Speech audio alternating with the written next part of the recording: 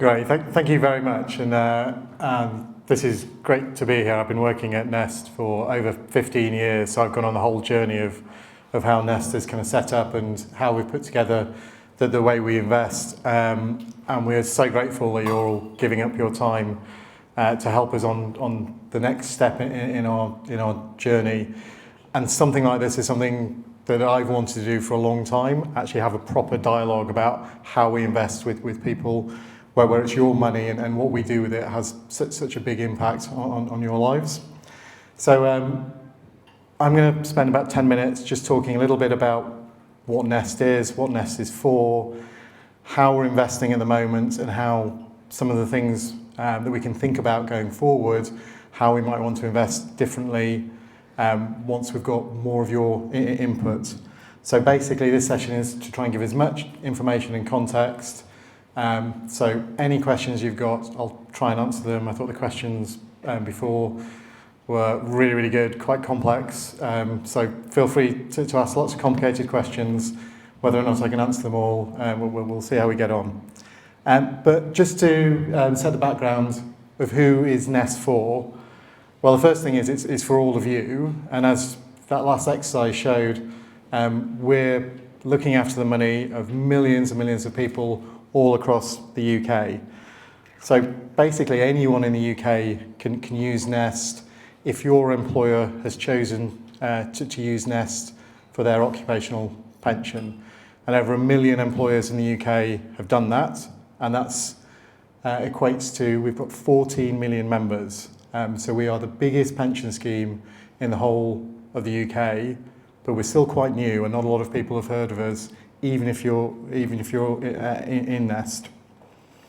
And our key purpose is, it doesn't matter whether you work for one of the biggest companies in the country or one of the smallest, or if you just work for a corner shop, or if you work in a caring capacity.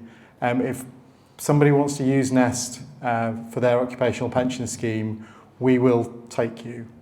And that's really important. So whether you contribute a lot, whether you're only contributing intermittently, we want to give you a really high quality experience. We want to give you the kind of investment outcomes that were normally only really available to people with loads and loads of money and lots of advice about how to do things. So because we're so big, we can give that kind of high quality and hopefully thoughtful investment approach. We've talked a lot already about kind of how pensions work in general, and we've talked a little bit about investing. So I'm going to try and take you through some of the key elements of investing, about how Nest invests. So this might not necessarily be the same for all of the schemes that are around the country. But fundamentally what we're trying to do, we're collecting in your money through contributions from yourselves and from your employers. And then we're investing it and putting your money to work in all sorts of different ways. So we're investing lots in companies around the world, companies in the UK. We're also investing in things like housing and office space and supermarkets. We've just started in recent years investing in really big projects like roads and bridges. We've invested loads of money in big wind farms off the coast of England. And a big part of this is about spreading your money into all sorts of different types of investments in order to grow it as fast as possible. So our aim is to give you the biggest pension pot or the highest possible income that we can get you without taking too much investment risk. And this is a big part of the idea of putting it in different places. So you've heard the phrase, don't put all your eggs in one basket. This is what we're trying to do. So we're trying to spread your money. So sometimes companies might be doing so well, but things like your investments in bridges and roads will be doing better. And this idea of spreading it out is a key part of what we're trying to do.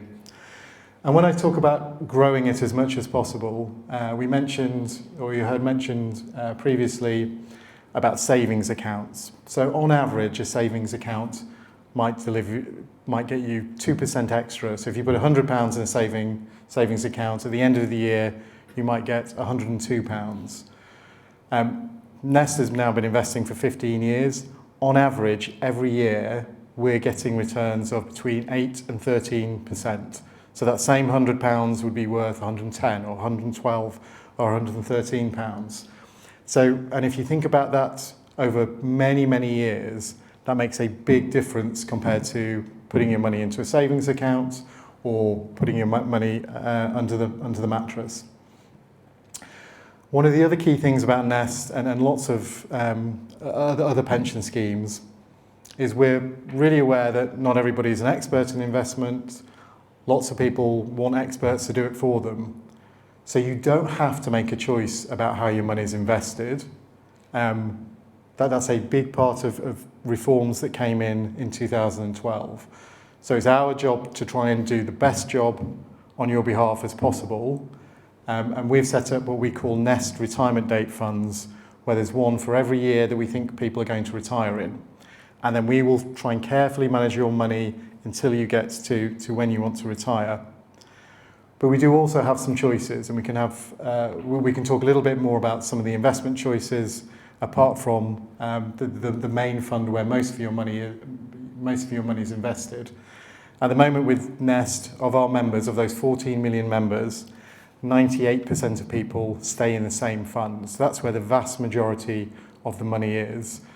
But if people want to take more control and invest in ways that are more suitable for their lives, that's absolutely fine as well. And let's just I'll just talk a little bit now about the sort of journey we've been on in terms of the amount of money that has come into the scheme over the last 15 years. So when I started a long time ago in 2010, 2011, the first contribution that was made was £19 and we had one member. And then if we fast forward to today, we've now got £60 billion of all of your money being invested. That's a huge number, and that growth has been fairly unprecedented in this country and in pensions in general. And over the years, that's predicted to get much, much bigger. And this is really, really good news. So the more money we have, the more opportunity we've got to do interesting things that will grow your money as fast as possible over a certain period of time. Yeah, I think in an investment world, big is beautiful. It gives us much more opportunities to grow things faster. It allows us to spread money into more things. And it also gives us much more opportunity to think about the impact of our investing. So when we're thinking about investing in companies, or when we're thinking about investing in bridges or roads, what kind of impact does that have on communities? What kind of impact does that have on the environment? So we talked a little bit about investing in companies and what it means to be an investor or an owner. So for example, you are all owners of many of the biggest companies around the world and some of the biggest companies in the UK. So you're all owners of Sainsbury's, and that gives you ownership rights. And we exercise those ownership rights on your behalf. It means we can influence those companies. We've done lots of work with Sainsbury's about the living wage, about how they're paying their employees, what impact that has on local communities. We've increasingly started to invest more in the transition to a low carbon economy. So to think about energy security. Do we want in the future to get all of our energy from oil from overseas, or do we want our energy to be generated through coal, or should we be investing in future technologies where that's more likely to make more money in the future, but it also has a positive effect on the environment and the kind of world that we'll live in and our children will live in the future. This kind of investing isn't really possible for small schemes. So having this scale and having this size is a great advantage. But what it does mean is we have a lot more choice about what we should care about on behalf of all of our savers and investors. So you, my phone's going off now. That's 10 minutes. We started a couple of minutes early, so No problem. I'm going to give you a 2-minute warning about now. Excellent. So I'm nearly finished. And this comes to the sort of key part of the member assembly, and what we're looking for as part of this dialogue with all of you. So everything we're doing has an impact. So every time we invest in anything, whether it's a company, whether it's investing in woodlands, that has some kind of impact. It may be a positive impact, it may be a negative impact. Really, for the first time since we started, we've got real opportunities to make decisions about what sorts of impacts do we want to have with your money. So the number one objective is always to grow your money as fast as possible and to keep it as safe as possible to get you the best outcomes. But sitting around that is also thinking about, when we invest, what impact does that have on the planet? What impact does that have on communities?